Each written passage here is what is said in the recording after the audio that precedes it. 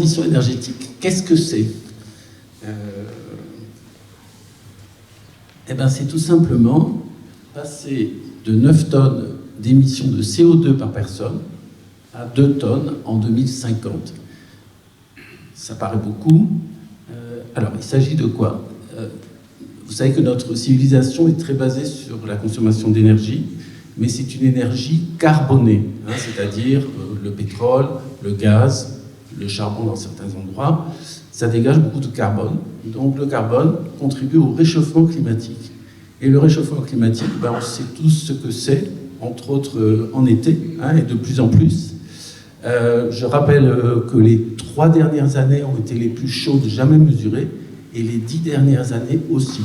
Et à Prades, on a pris environ 2 degrés, voire 3 degrés de réchauffement climatique, puisque la Méditerranée est ce qu'on appelle un hotspot, hein, pour le réchauffement. Alors les réchauffements, c'est désagréable en été, pour tout le monde, pour les jeunes dans les écoles, on en a parlé tout à l'heure, hein, pour tous les âges. Le réchauffement climatique, ça veut dire aussi des sols qui gonflent, qui se rétractent, et des maisons fissurées. Et on essaie également d'utiliser des chauffages plus performants, en particulier, par exemple, l'eau chaude à la halle au sport. On a installé un chauffe-eau thermodynamique, donc qui est une pompe à chaleur, si vous voulez, qui permet de réchauffer l'eau à partir d'électricité. Et on parle également du passage à l'éclairage LED, donc on l'a fait dans les rues, Bertrand l'a dit tout à l'heure, mais on l'a fait dans l'ensemble des bâtiments communaux. Vous voyez par exemple les LED ici.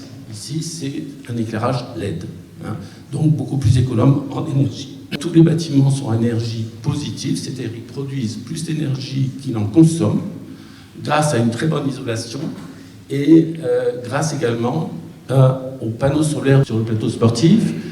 Donc on produit de l'électricité verte à Prades-de-Lez, les particuliers aussi, puisqu'il y a environ 400 maisons équipées de panneaux solaires, et bravo aux Pradéens, hein, qui s'engagent sur cette voie. Voilà.